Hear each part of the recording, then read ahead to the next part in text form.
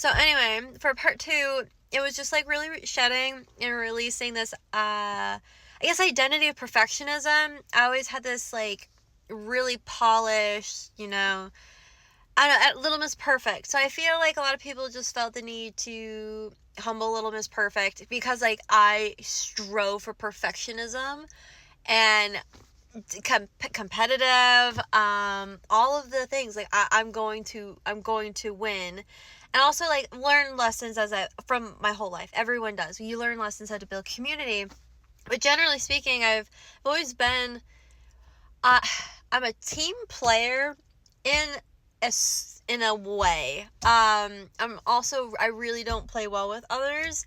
I'm better at solo sports and solo competitions things because it's me against me. Because like in sports, as a kid on team sports, man, if I fucked up, it was bad. If you fucked up, it was not cool. And like I was vocal, like I had an attitude. People did not like my attitude. I have really sat with that attitude, and it's like, no, I really don't think there's anything wrong with that attitude because like it comes from a place. I know I can always say it better. I think like my lesson is like talking better. But it comes from a place of like, I'm going to be great and like you better be great because you're only as good as the people around you. And I was tired of being around people that were like, I felt were holding me back, and I didn't want to hold myself back. And like it's just really hard. Like I also really struggle with like letting things go and maybe accepting like, hey, maybe this isn't for you. It's like I was just trying, I guess, just trying to find myself. As I like tried on all the different experiences in life, because I just wanted to experience, and I just wanted to see what stuck and what I enjoyed. But then it would get like I had to be the best. And so I think a lot of things that I've gone through on this journey is being okay with shedding that perfectionism, that competition, some of that defensiveness, the wounds of feeling like a moron. It's because, hey, maybe I said it in a dumb way, but the intention is deeply healing and intellectual. But let's just like work on maybe getting on the same frequency so you can digest what it is that I'm saying. Where I've been really frustrated with society, and I feel like it's justified. I genuinely feel like my anger is justified, and that's where it comes to like the competition thing. I When I say something, there's a reason. I'm not just I'm encouraging. I'm a cheerleader. So then there's these moments where I act out a character from being this like soft, sweet. It's like people don't, they want to prove that I'm not so soft and sweet, that it's manipulation, it's a trap, it's a siren thing. And I've always felt like I weaponized things, that was like a wound that I was trying to like overcome. And it's like, no, because like I genuinely have like good intentions at heart. So if I'm saying something, it's because I want you to be better, and again equally because I want to be better. Like it's like a reflection thing, like we're in this together, get your head in the game. And it kind of seemed like, who does this girl think she is? Why does she think she's a leader? Why does she think she's so important? I'm like, well, I don't know, maybe listen to me, because like I'm stuck in my head all goddamn day long for a reason.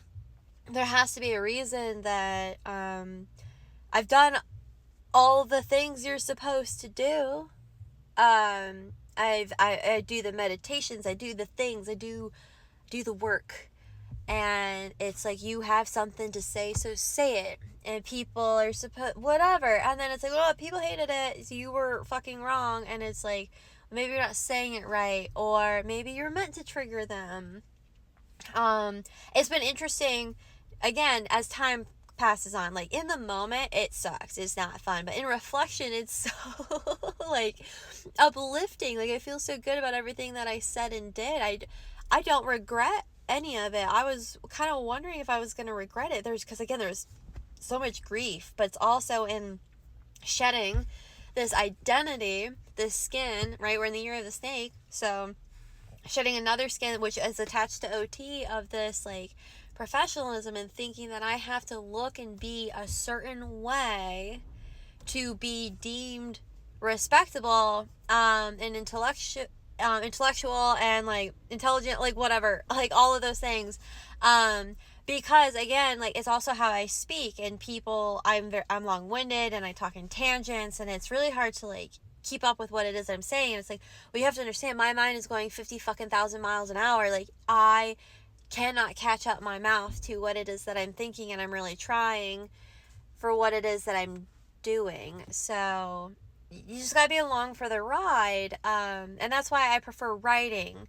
You know, people nowadays want you to fucking talk into a phone, which feels incredibly unnatural and uncomfortable, but I still do it. I do it anyway. This is gonna stress me out.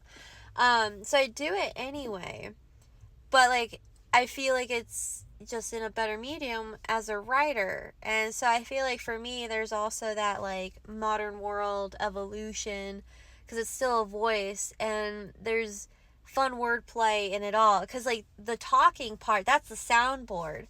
And I think that's like also where a disconnect came from, like on social media, is I'm like, I'm using all of this as a soundboard for inspiration, for my art, for my poetry, for whatever. Like I'm just throwing things out there in the world, and I'm constantly thinking about it. I'm constantly evolving, and it's just like, this happened before me, like the, whether it's the birds or the mouse or whatever it is, and it's like, no, like let's break this down on a philosophical, magical level. If this is supposed to be occultism, if this is supposed to be scientific, grounded, holistic beliefs, right? Not spiritual psychosis, which I'm fucking grounded more than all of y'all combined. I'm so tired of people thinking that I'm not grounded just because, again, I'm quirky. I'm supposed to look and sound and be a certain way for you to actually believe in what the fuck it is I'm saying. Like, no one's listening to me. They're all judging me for things out of my control. Oh, you look frumpy. Well, yeah, I'm fucking struggling financially, and like I'm dealing with a lot of shit, and I'm just trying to be comfortable right now. But it's like, but you're only gonna believe me if I'm wearing these brands and looking this way and looking perfect. Like, I got so tired of having to be put together, even though I love being put together. I'm very feminine, like I have a disciplined routine, but like I'm not against being comfy and looking homeless. But in those like cocoon nesting hermit phases where I'm just being cozy, I'm in my husband's oversized clothes, and I'm just like deeply resting, and you're gonna judge me? It's like, no, like I'm not investing my money in like high fashion right now, and I don't give a fuck to put makeup on just to talk to the internet. But I love dressing up and doing stuff. And so yeah, it was like I said, it was just like changing my relationship to what a professional was, which is a lot of the videos like that were coming up, or just talking about all of these things that I've been like processing.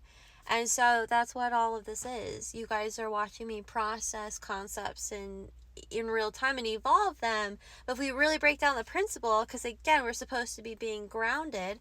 This is my debate. Like I'm having discussions with people, and I speak with conviction and confidence, and I know what I'm talking about. And so people just are trying to gaslight me into like that I don't know what I'm talking about. And that has been like the epiphany, is like, again, I told you so, I'm right, you're wrong. And I'm just gonna be my Aquarius. Like, if people still feel a certain type of way about a lot of fucking things, and it's obvious, and it's like, no, like I am willing to die on these hills. No, I will not apologize, no matter how many times you try to fucking force me to. Like, I know what I'm talking about, and I have a genuine conversation. You're either going to get it or you're not. And I'm fine with that. But I'm not going to stifle my voice anymore, because I do feel like because I know my intention of what I'm looking for, that sharing that process and that journey with others is within like pure intent, not good intent, pure intent. And so I can't let anyone distract me ever again. So that is my full moon in Aquarius. So yay me.